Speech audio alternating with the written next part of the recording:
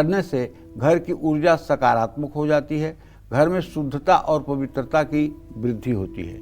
नवविवाहित जोड़े अपने घर में तांबे की गणेश प्रतिमा रख सकते हैं, लेकिन गणेश प्रतिमा में एक बहुत बड़ी सावधानी रखनी होगी।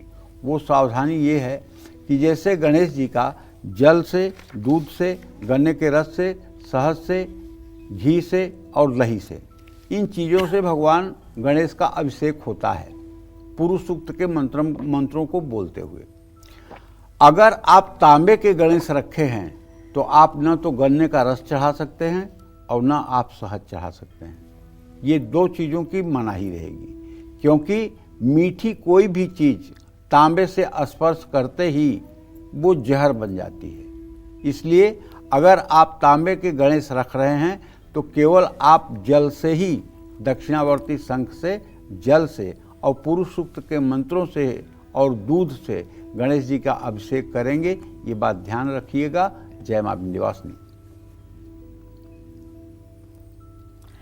तो गणेश चतुर्थी के मौके पर अगर आप घर में तांबे के गणपति स्थापित करना चाहते हैं तो आपको कौन से वास्तु नियमों का पालन करना चाहिए, अब हम जानेंगे पंडित जी से। पंडित जी बताइए। देखिए, अगर तांबे की गणेश मूर्ति घर में है तो उसे हमेशा ऊंचे स्थान पर रखें। तांबे की गणेश जी को मुख्य द्वार के ऊपर भी स्थापित किया जा सकता है। इससे नकारात्मक ऊर्जा घर में प्रवेश नहीं करती है। ये प्रायः वो लोग करते हैं और उन्हें करना चाहिए जिनके घर का मुख्य दरवाजा दक्षिण दिशा में है। अगर दक्षिण दिशा में घर का मुख्य दरवाजा है तो छोटी सी तांबे की प्रतिमा प्रवेश द्वार के ऊपर फिक्स करानी चाहिए और अंदर से बाहर निकलते समय एक छोटी सी चांदी की प्रतिमा निकलते समय बाहर वो भी लगानी चाहिए। अगर चांदी और तांबे का सामर्थ्य नहीं है तो दक्षिण दिशा में निकलते समय जो द्वार है उस पर एक आप ऐसी टाइल्स लगाएं जिस पर गणेश जी का चित्र बना हो और अंदर से, अंदर की तरफ चौखट के ऊपर अंदर की तरफ एक सफ़ेद रंग के गणेश जी की टाइल्स लगा दें। अगर धातुओं का व्यवस्था नहीं है तो ये भी कर दें, क्योंकि गणेश जी के पीठ की तरफ दरिद्र होता है। अगर आपने दक्षिण द्वार है और आपने दक्षिण मुखी गणेश जी को स्थापित कर दिया और घर में गणेश जी को नहीं स्थापित किया तो घर के अंदर दरिद्र का वास हो जाएगा। इसीलिए निकलते समय अंदर से गणेश जी का मुंह जब अंदर की तरफ रहेगा तो वहाँ रिद्धि सिद्धि हर समय बनी रहेगी। देखिए भाई, एक बात जानिए, ये सब बात मैं क्यों बता रहा हूँ। क्यों? ज्ञान क पंथ कृपाण क धारा, पड़त खगेश लगई नहीं बारा। ज्ञान का जो रास्ता है ना, ये कृपाण की धार है, दोधारी तलवार है। सीधा चलोगे तो लक्ष्य को प्राप्त करोगे, उल्टा चलोगे तो ये खंजर अपने आप को ही नष्ट कर देगा। तो इसलिए इन सब चीज़ों में सावधानियां तो जरूरी है। घर में सीढ़ियों के नीचे या शौचालय के आसपास कभी भूल करके भी गणेश स्थापना न करें। लेकिन तांबे के गणेश अगर पूजा स्थान में रखे जाएं और उनकी नित्य अभिषेक और पूजन हो तो सीढ़ियों का वास्तु दोष, शौचालय का वास्तु दोष भी कम हो जाता है। लगातार धनहानि और खर्च हो रहा है तो तांबे की गणेश प्रतिमा घर की उत्तर पूर्व दिशा में स्थापित करनी चाहिए। तांबे की गणेश प्रतिमा को लाल या केसरी कपड़े के ऊपर स्थापित करना चाहिए। मैं तो कहूँगा कि अगर संभव हो तो कमल का फूल खिलाकर रख दीजिए। कमल के फूल की लेकर के उसको खिलाइए और उसको एक बढ़िया सी कटोरी में कमल का फूल रख दीजिए। चाहे तो 2-3 कमल के फूल रख दीजिए, कटोरी फूलों से भर जाए और उसी के ऊपर दिव्य भगवान गणेश की प्रतिमा स्थापित कर दीजिए। आहा, आनंद आ जाएगा, जीवन सफल हो जाएगा। ऐसे भाव में जब आपकी दृष्टि जाएगी गणेश जी के ऊपर, आपके जीवन की सारी नकारात्मक ऊर्जा दूर हो जाएगी। और उनका ध्यान करते हुए जब आप उनके मंत्रों का जप करेंगे, ओम गं गणपतये नमः, ओम गं गणपतये नमः, ओम गं गणपतये नमः, इस मंत्र का जब आप 10 माला जप करेंगे और भगवान गणेश का ध्यान करेंगे, आप विश्वास करिए, आपको लगेगा कि दुनिया के सबसे सुखी व्यक्ति आप हैं, क्योंकि गणेश की उपासना से कुछ भी असंभव नहीं रह जाता है। बस यही कहना चाहूँगा।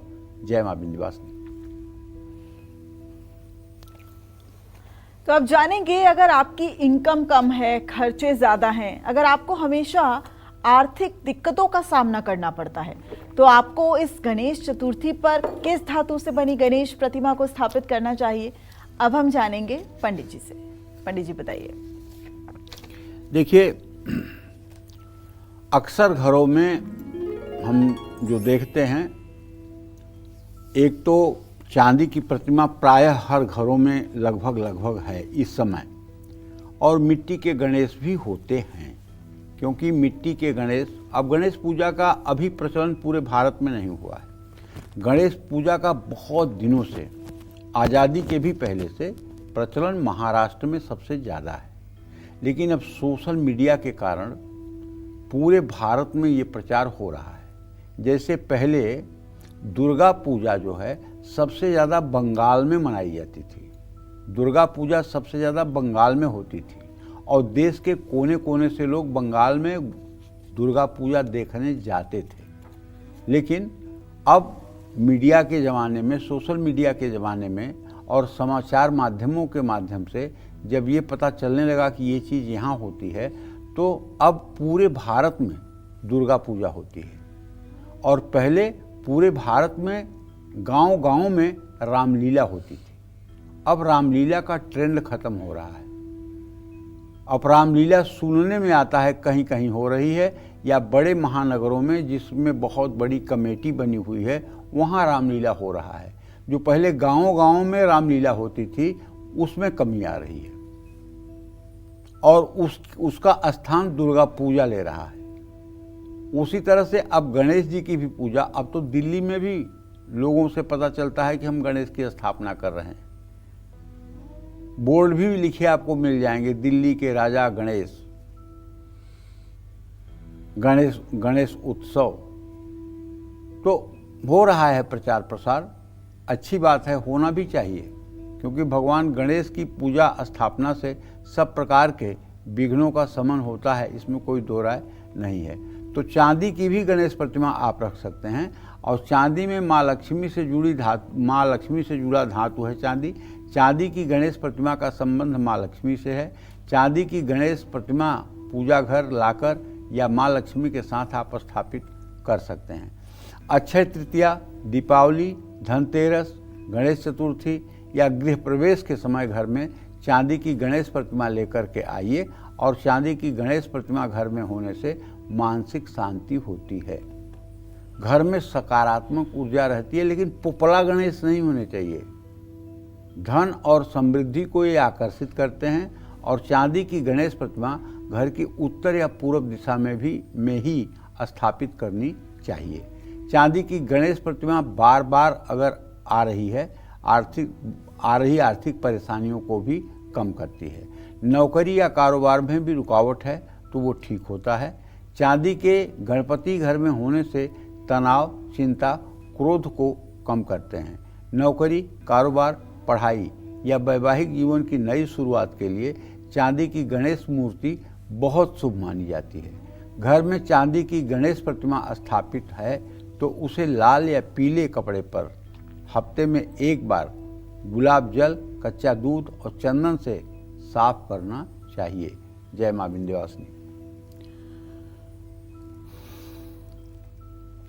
तो चांदी की गणेश आपको और कौन कौन से सुख दे सकते हैं, यानी भगवान गणेश की वो प्रतिमा कौन सी होनी चाहिए जो आपको वो सभी सुख दे सकती है जिसके आप हकदार हैं? अब जानेंगे पंडित जी से। पंडित जी बताइए। देखिए, यम यम चिंतयते कामम तम तम प्राप्नोति निश्चितम।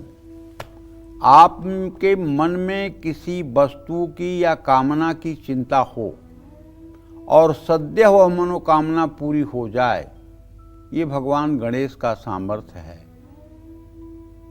इसीलिए समस्त देवता भी गणेश की पूजा सर्वप्रथम करते हैं। ऐसा नहीं कि केवल हम मनुष्य ही गणेश की पूजा करते हैं। गणेश की पूजा सभी देवता भी करते हैं। तो भैया मानसिक शांति के लिए गणेश जी की प्रतिमा को हर रोज गंगा जल से अभिषेक करना चाहिए। ओम सहस्रशीर्षः पुरुषः सहस्राक्ष सहस्रपाद स भूमि ग्वं सर्वतः स्फीत्वा ततिष्ठ दशांगुलम पुरुषय वेद सर्व यद्भूतं यच्च भाव्यम उतामृत शेषानो जदनेन्नातिरोहति।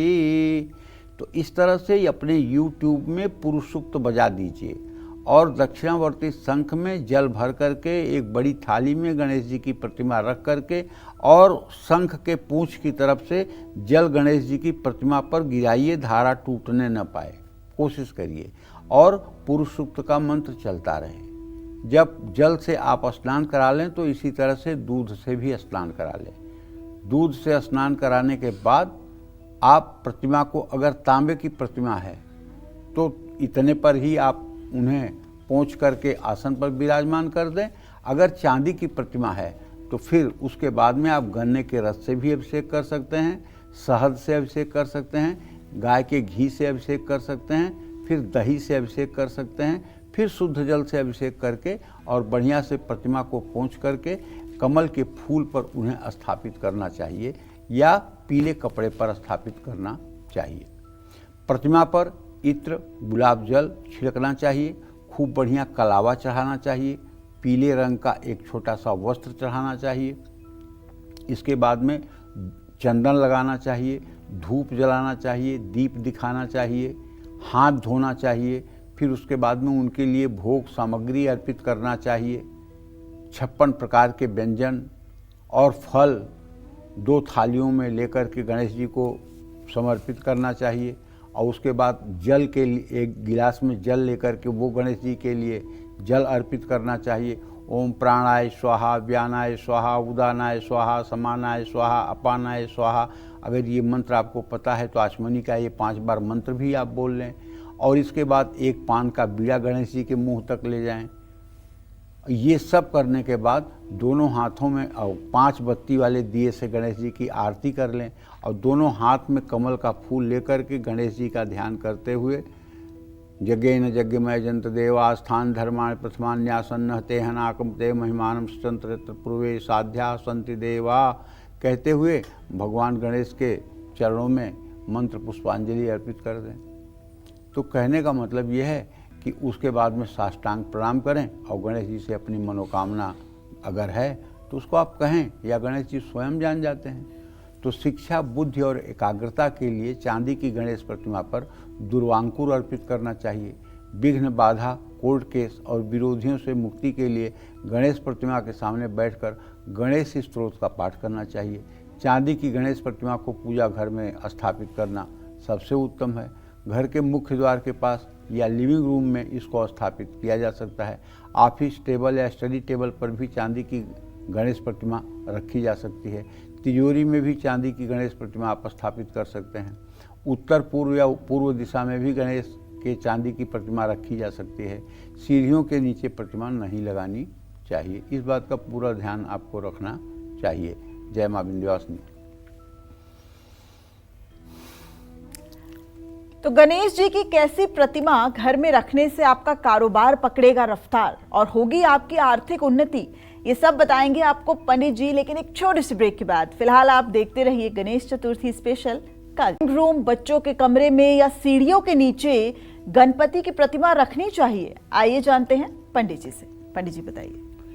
देखिए, मुख्य द्वार, पूजा स्थान, रसोई और कार्यस्थल के वास्तु दोष हैं तो वो गणेश जी की मूर्ति या चित्र की स्थापना से दूर हो सकते हैं।